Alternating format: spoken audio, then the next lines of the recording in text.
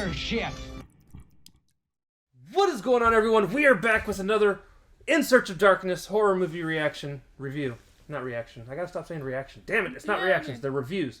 I'm Depraved. I'm Hellcat. And together we are... Hella Depraved. Yes, we are. And I'm excited for this specific movie as the tinnitus kicks in big time. That sucked. I'm super excited for this movie because Creepshow is what we're covering. And it is one of my favorite movies that I've been watching. Over and over and over. Since, not over and over again, but I've seen it quite a few times. Yeah. It's definitely nowhere near Nightmare on Elm Street levels. But, I mean, that's hard to beat. But yeah, I've seen this quite a bit. So Creepshow came out in 1982. It is running off of a 65% critic review rate. Tomato meter. On Rotten Tomatoes. That's out of 74 reviews. 68% audience score off of 25,000 plus ratings, which, by the way, I think both of these are criminally low. Right. Criminally low. Especially since this is the triumvirate of horror, which would be George Romero, Stephen King, and then you've got... Tom Savini. Savini did the... Yeah. Alright, so directed by George A. Romero, screenplay was done by Stephen King, produced by Richard P. Rubenstein. We'll go over who it's starring later. Cinematography is Michael Gornick, edited by Pascal Bubba, Paul Hirsch, George A. Romero, and Michael Spolin. Music's done by John Harrison. Production company is United Film Distribution Company and The Laurel Show, distributed by Warner Brothers. Released in 1982, November 10th, 1982, to the U.S. It was a part of the Cannes Film Festival back in May of 1982, though. Has a runtime of 120 minutes, so exactly 2 hours. Right. Budget of $8 million. Box office gained back $21 million. We're also going to switch it up on you. Hold on to your horses. This is his jam. Baby! Yes, baby! Hit us with the plot. Woohoo! Plots. Okay, so this is very much an anthology horror movie. Yes. I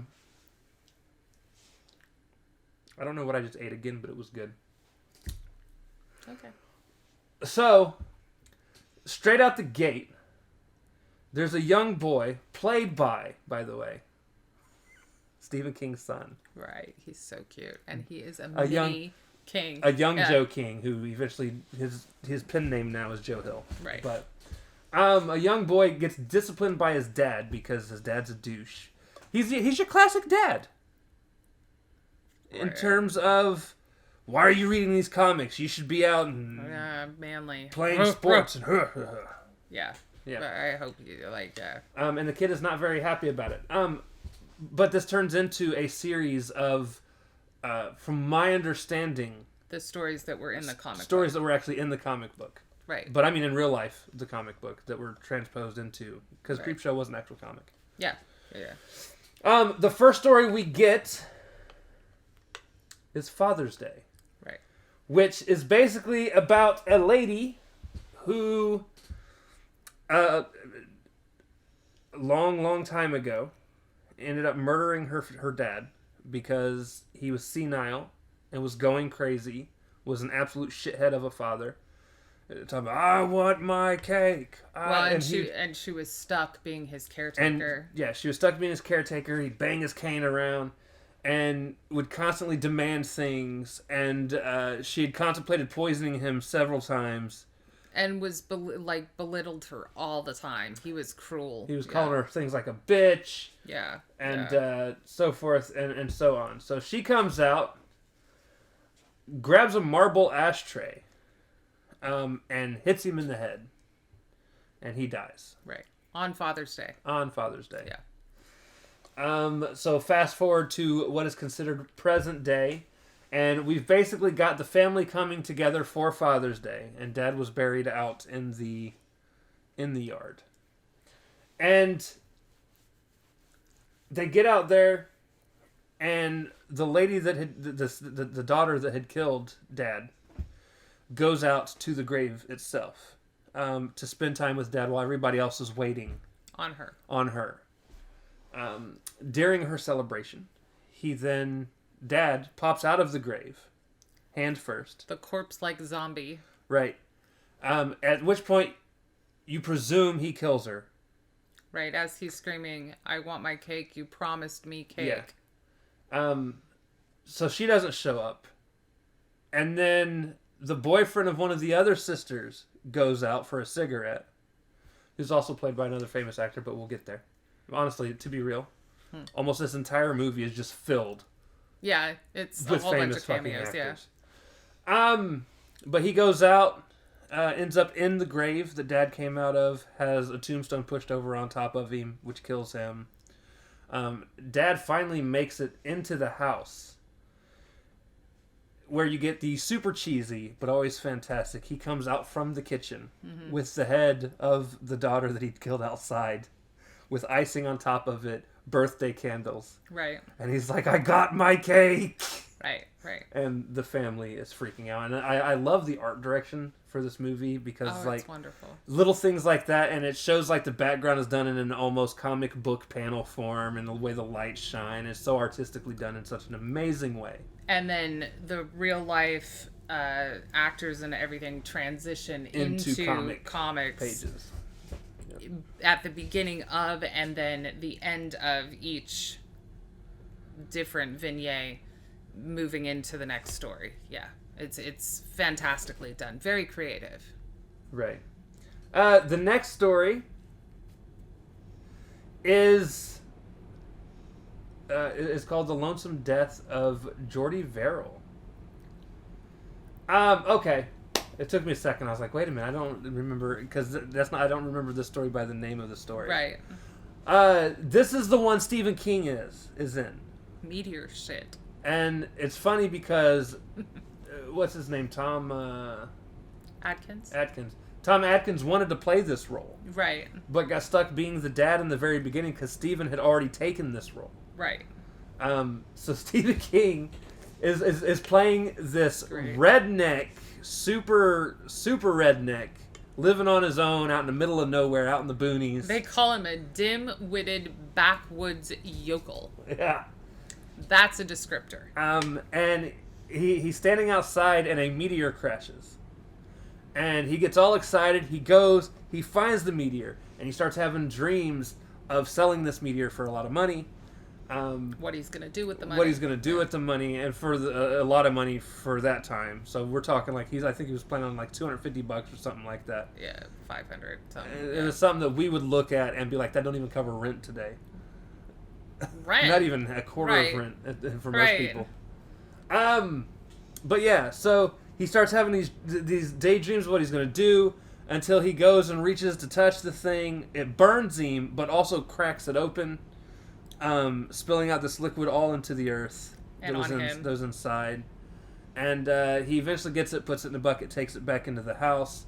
And slowly over the course of the rest of the episode, which he does at some point call it meteor shit, while he's in it, which is the most famous line for that segment. It's so great. It is. And the way he says it too, meteor shit. Right. It's amazing. But yeah, so over time, he eventually starts growing grass everywhere that he's touched. Like grass, moss, kind of like, it's a moldy looking greenery. Yeah. Right. And eventually, towards the end, or at the end, he uses a shotgun to unalive himself. Because, he's going towards a fate worse than death. Honestly, it's grown everywhere. Like, the entire house is covered. The entire house is covered. His entire estate is covered. They pan out and it's starting to take over the rest of the area around. And Yeah. It was pretty cool the way they did that. Honestly, I love all of these stories, so I don't even know. I was going to say, it's one of my favorite stories. They're all amazing. But it is really fun to see King...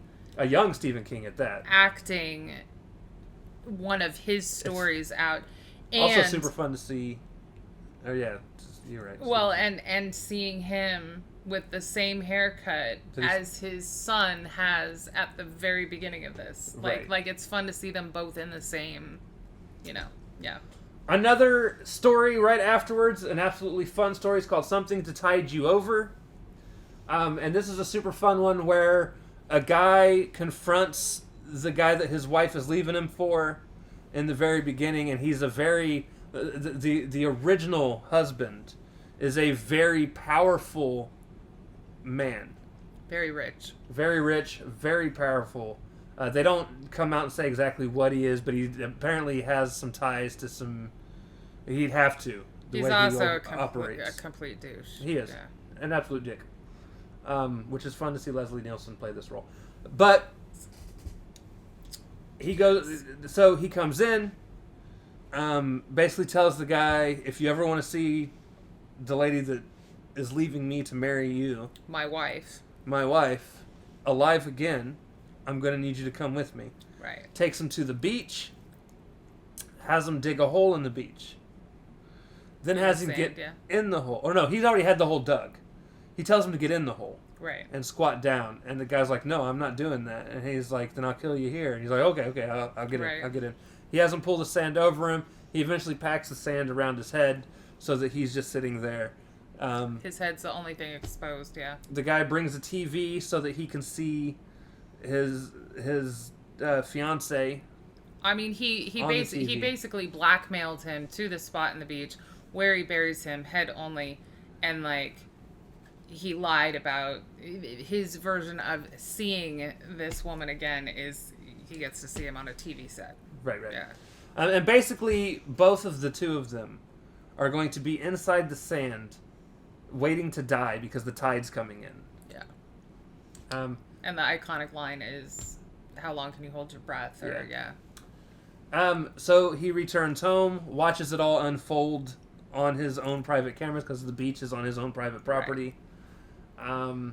And eventually they disappear.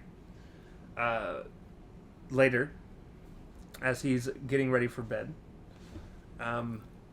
both the two people show back up, dressed up in a seaweed-covered outfit, but also very waterlogged themselves. Yeah. They are zombified. They're zombified. They come back, and they're like, "We're going to the beach." Right. It's actually it's fun. It's fun. Basically telling him the same thing that he told them. You're gonna get into the hole. Right. And they're like, how long can you hold your breath?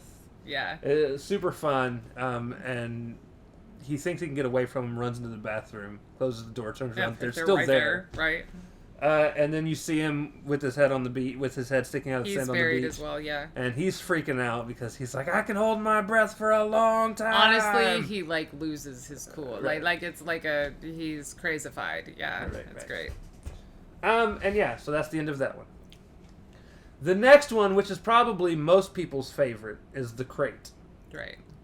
And The Crate is a short story about, which is actually, if I remember correctly, the longest story in the entire movie. It is. This guy finds a crate in the basement, and takes it upstairs to one of the professors, and they open it, and there's something inside that eats the guy that found it, the janitor. The janitor. And they basically... The guy calls another professor to tell him about it. The professor that he calls in the beginning of this movie is having issues with his wife because she is an alcoholic, overbearing, an absolute twat, the type of person, oh, you're never going to be good. What would you do without me? Yeah. You're useless without... But she's just... Everybody dislikes her. They move the crate to a nearby biolab, and they try to get it open, and eventually the thing opens up, and we find a giant... Fluffy ape-like creature inside. It's like a werewolf ape. Honestly, something. Reminds me a lot of the ape creature from that old TV show. What's it called? Harry and the Hendersons? I don't know that one. You never watch Harry and the Hendersons? I don't think so. Yeah. It's about Bigfoot who ends up living with Okay, yeah, I could see that it would be like a Bigfoot type right. critter. Yeah. One kid ends up getting eaten on the floor. A bunch of crazy shit happens in terms of like the dude that has the crazy wife is starting to lose his mind for a little Kind of, at first. And then he starts to realize what he's capable of with this new monster. What he now has. Yeah, the power. Yeah. So after cleaning up the kid that got eaten, Carnage, yeah. he drags his wife down. Well, he calls his wife and lures her there by saying there's some gossip in terms of one of the other professors inappropriately touched a female that he now needs his wife to come coax out of her hiding place. And because of the gossip and the scandal, she is all about it. Runs right over, yeah. She's that type of person. He basically throws her at the trunk and is like beating her up against the trunk. Because the thing didn't just come out immediately for food. It's probably pretty full at that point. Right. But it does eventually. Yeah. Eats her. He takes chains, ties it around the crate. Locks it. Puts it into his truck. Drives it to a nearby bridge. Dumps it off of the bridge into the river, lake, ocean, whatever. Quarry. I think it was a quarry that they're at. It sinks down however far. Once it hits the bottom, the chains do come off and it opens up and the monster pops out of it. Right. But that's kind of the end. Where that ends. Yeah.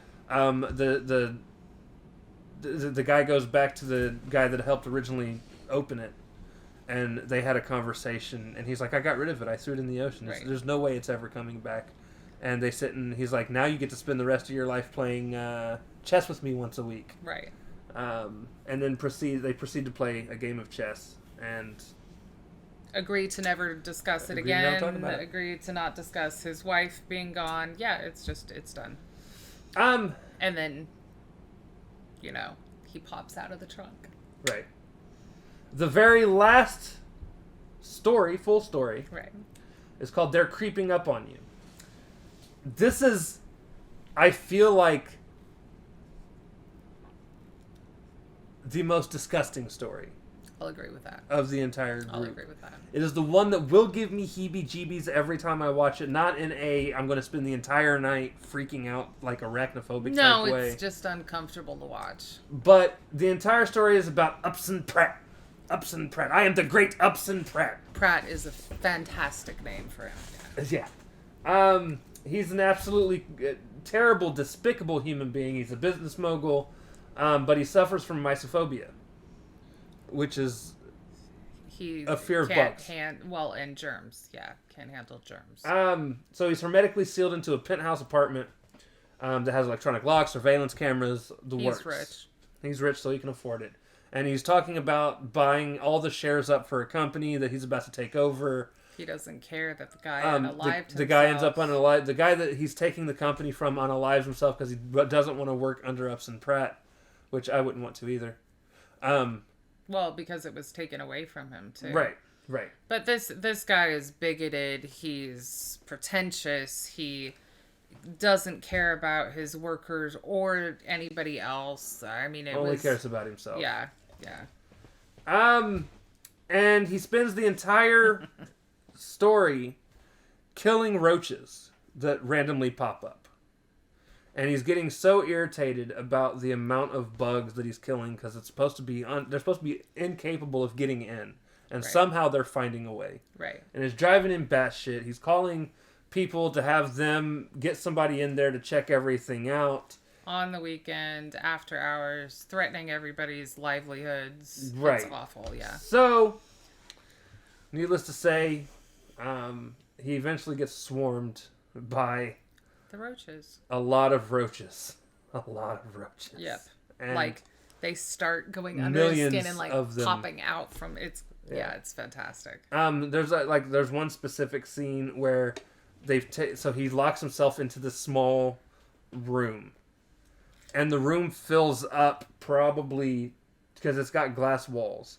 2 feet off of the ground, at least, full of roaches, floor to that moment, across the entire floor. There's that many roaches on the floor. And then they all disappear. They end up crawling inside of. Some of them crawl inside of him. Some of them just disappear. At which point the exterminator does finally show up, but you basically figure that they find him dead. Yeah, or they don't find him. Now, that leads us to the very end of the story, which is the epilogue. And it goes back to basically at the beginning, the father had taken the comic and thrown it in the trash can. Right. And two trashmen find the comic. As they're picking up the trash. Yeah. They look through the comic. They're reading through the comic. And they see that one of the coupons to get an authentic voodoo doll is gone. And they're like, well, it looks like we're not going to be able to buy the voodoo doll. And then the camera pans, goes back into the house, and you see the dad walking around downstairs, and the mom's like, honey, are you feeling okay? He's like, I haven't felt good since last night. I've got this like pain in the back of my neck. He's like, I wasn't able to sleep well. And then all of a sudden, you start seeing him with sharp pains. Like convulsing. And he gets up out of his chair and he starts to walk. And he starts to collapse. And then the camera pans. And all you see is little Joe King with his little needle and a voodoo doll stabbing it. And what is it he says? Something like, teach you to hate my comics. Or something. Yeah, it's great. It's something that would initially be an absolute petty reason now to do this to somebody for. This is foreshadowing, 100%. Because Joe King in this is, I don't know, 8-ish, 10-ish. Right. Now that he's an adult and goes by Joe Hill, he has written graphic novels. Yep. So don't hate on his comic books, guys. Don't hate. Don't hate on your kids' comics. You'll never know what they're going to take. They might write Lock and Key. Right. Jesus. He's one of the creators involved with Lock and Key. And it's now a major... He wrote it. He just didn't draw it. But yeah, don't hate on the comics, guys. That is the end of the story. Right. Would you like to hit him with the extensive casting list? Okay, if you would scroll down for me so I don't miss anyone. Okay, I'm sorry. That's okay. That's a lot of... there you go. So, of course, we have Joe King / Hill as Billy, the little boy. We have Tom Atkins. He's on my pants. You can't see it, but he's on my pants. From Halloween 3, because he is definitely a horror star of the 70s and 80s. So he is the father, Stan Hopkins. Proud of him, by the way, for not having some random lady throw themselves at him. Right. That wasn't written into the script in this one, which is just like, it was weird seeing Tom Atkins in a horror role where it doesn't happen. Now we've got Iva Jean is Billy's mom. And then Marty Schiff and Tom Savini himself play the two garbage men. And those are the all wraparound. That's the main storyline. Father's Day, we have Carrie Nye as Sylvia Grantham. I believe she's the matron. We have Vivica Lindfors as Bedelia Grantham. Ed Harris as Hank Blaine. Warner Shook as Richard Grantham. Elizabeth Regan as Cass Blaine, John Lormer as Nathan Grantham, John Amplas as Nathan's corpse, Nan Mogg as Mrs. Danvers, Peter Messer as Yarbrough. The Lonesome Death of Geordie Verrill, we have Stephen King as Geordie Verrill, and Bingo O'Malley as Geordie's father / doctor. That's a very short list right there. Something to tide you over, it is Leslie Nielsen as Richard Vickers. Now, I want to say something really quickly. Considering Leslie Nielsen normally plays comedic roles, I loved seeing him as a villain. I love when major actors or people who become major actor names, you get to see them in... I mean, it doesn't matter if it's a short story like this, where it is the antithesis of the normal character they play. I just think it's fun. We have Ted Danson as Harry Wentworth, Galen Ross as Becky Vickers, and Richard Gere as the man on TV. Okay, so then we have The Crate. We have Hal Holbrook as Henry Northrup, Adrienne Barbeau as Wilma Billy Northrup. That is the chick the wife that is awful. Fritz Weaver as Dexter Stanley. Robert Harper as Charlie Garrison. Don Kiefer as Mike the janitor. Christine Forrest as Tabitha Raymond. Chuck Aber as Richard Raymond. Cletus Anderson as host. Katie Karlovitz as maid, and Daryl Ferrucci uncredited as Fluffy. That's amazing. Maybe. They're creeping up on you. We have E.G. Marshall as Upson Pratt. David Early as Mr. White. Mark Tierno as the voice of Carl Reynolds. Anne Muffley as the voice of Lenora Kastenmeier. Ned Beatty as the voice of Bob Bean. It's a lot of people. There's a lot of people, but then again, there are 5 comic book stories and the main story, so a total of 6. So I stand corrected. I was wrong earlier. There wasn't a comic starting off. This was the initial Creepshow thing. It turned into a comic shortly after this. Okay. Father's Day, Something to Tide You Over, and They're Creeping Up on You are all original stories by King written specifically for the film. The Lonesome Death of Jordan Verrill is based on King's short story Weeds, and The Crate is based on a short story by King of the same name. Okay. This movie did go on to spawn the comic series. It then had a indirect sequel. Where the fuck was it? There it goes. Tales from the Dark Side. Okay.